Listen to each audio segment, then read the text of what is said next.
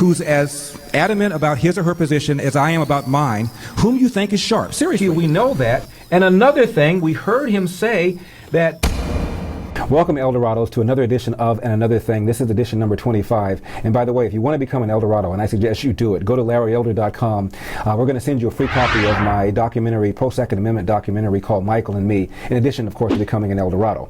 Now then, let's talk today about the IRS scandal and the trouble that President Obama is in.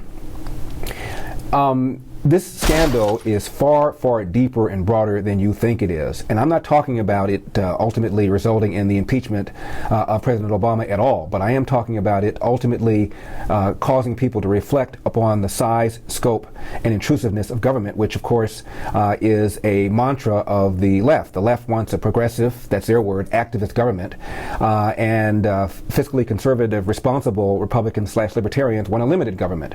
Now, as a result of the ever larger government. Our government is almost 5 times bigger at every level, federal, state, and local, than it was in 1900. In 1900, government at all 3 levels took less than 10% of the money from the American people. Now government at all 3 levels takes almost half of the money of American people once you put a value on the so-called unfunded liabilities. What does this mean? It means that the bigger the government is, the more it intrudes in our lives in every aspect: health care, medicine, real estate, welfare, air transportation, energy, you name it, government's involved in it. And if government's involved in it, people are going to want to influence the outcome of that.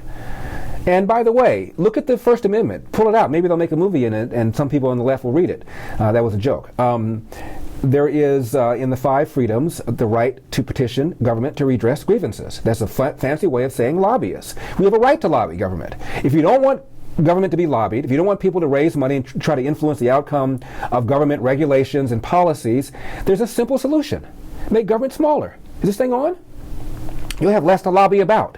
The first agency of the federal government was not until 1887. It was the Interstate Commerce Commission. Now we have a whole bunch of alphabet soups of agencies at the federal level that are engaged in conduct, in my opinion, that's completely a violation of the Commerce Clause, as the founders intended. I will tell you this: the reason for the IRS scandal is a confluence of 2 things.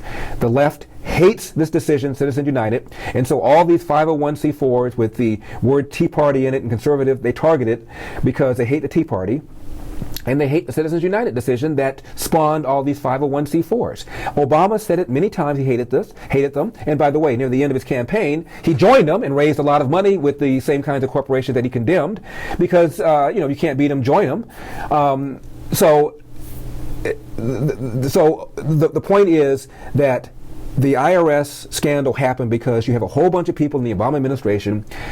They don't have to get a memo from him. They know he hates the Tea Party. They know he hates Citizens United and hates 501c4s and hates conservatives. His rhetoric is all about that. Debbie Wasserman Schultz is the chairwoman of the DNC, handpicked. The Republicans are waging a war on women. Republicans are waging a war on minorities. Republicans are waging a war on gays. This is the rhetoric they use. And so you're some tax guy in the IRS, and you're attuned to politics, and you probably voted for Obama. I read something the other day that said of the political contributions made by people in the IRS, twice as much went to Obama. Surprise, surprise. So if you're that kind of guy, and you're in that department in Cincinnati where they clear all of these applications for tax exemption, and you're watching the president, and you voted for the president, and you hear the president. I hope you enjoyed this small excerpt. If you want to see the full video, got to be an Eldorado.